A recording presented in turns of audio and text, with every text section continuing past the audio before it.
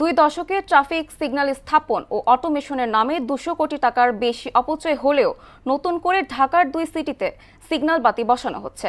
এতে ব্যয় হচ্ছে প্রায় 18 কোটি টাকা। বিশেষজ্ঞরা বলছেন, আইন প্রয়োগের পাশাপাশি চালকদের সচেতন করা না গেলে কোনো পরিকল্পনায় সফল হবে না।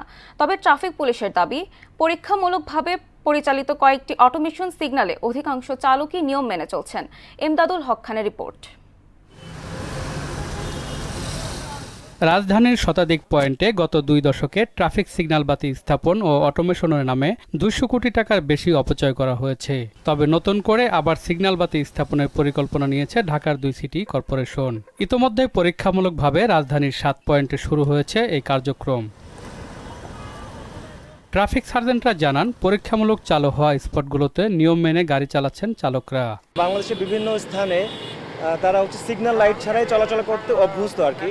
তারা হঠাৎ করে যখন গুলশানে চলে আসে বা বিজয়সন চলে আসে, তারা সিগন্যাল থাকলেও তারা মনে করে ট্রাফিক পুলিশ বা যারা সার্জেন্ট আছে তারা হয়তো হাতের মাধ্যমে সিগন্যাল চালাবে, এই জন্য তারা লাইটের দিকে অনেক সময় দৃষ্টিপাত করে না। সকল ক্ষেত্রে ডিজিটালাইজেশন হয়েছে, বাট এই যে ট্রাফিক ম্যানেজমেন্টটা অনেকটা অ্যানালগ ছিল, কারণ আধুনিক বিশ্বে এখনো আমরা ম্যানুয়ালি সিগন্যাল চাচ্ছি, এটা আসলে দৃষ্টিকটু। জাতিগতভাবে বলেন আর আমরা বাঙালি হিসেবে আমি জানি না, আসলে আমাদের সবার ভিতরে আইন না মানার এক ধরনের প্রবণতা রয়েছে।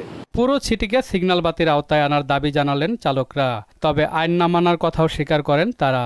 সব দিক থেকে গাড়ি আসে তো সিঙ্গেল না মানলে তো জ্যাম লেগে যাবে। ট্রাফিক কন্ট্রোলটা মোটামুটি এখন গুলশানে খুব বেস্ট চলতেছে, তো এটা যদি পুরো ঢাকার ভিতরে করা হয় মোটামুটি জাম চাপটা কমে যাবে। সড়ক বিশেষজ্ঞরা বলছেন, আইন প্রয়োগের পাশাপাশি ছোট ছোট যানবাহনকে সড়ক থেকে সরিয়ে ফেললে সিগন্যাল বাতি চমৎকার সমাধান। চালক আছেন, যারা যাত্রী আছেন, পথচারী আছেন, তারা তো ভুলেই গেছে যে সড়কে আইন বলে একটা বিষয় আছে। তো সেই জায়গায় ট্রাফিক সিগন্যাল বসে তাদেরকে আগে অভ্যস্ত করতে হবে যে লাল বাতিতে থামতে হয়, সবুজ বাতিতে যেতে হয়। আপনি অন্তত এটা আগে শিখাতে হবে। সড়কের আইন সম্পর্কে চালকদের সচেতন করার পরামর্শ দেন তিনি। পলিসি নিতে পারেন যে ছোট ছোট খুচরা যানবাহন, অটোরিকশা, রিক্সা এগুলো সড়ক থেকে আস্তে আস্তে সরিয়ে ফেলবেন। সিগন্যাল একটা চমৎকার সলিউশন হবে ঢাকা শহরের জন্য। ডিএনসিসি প্রশাসক জানালেন, বুয়েটের সহযোগিতায় উত্তর সিটির 10টি পয়েন্টে পরীক্ষামূলক সিগন্যাল বাতি বসানো হচ্ছে।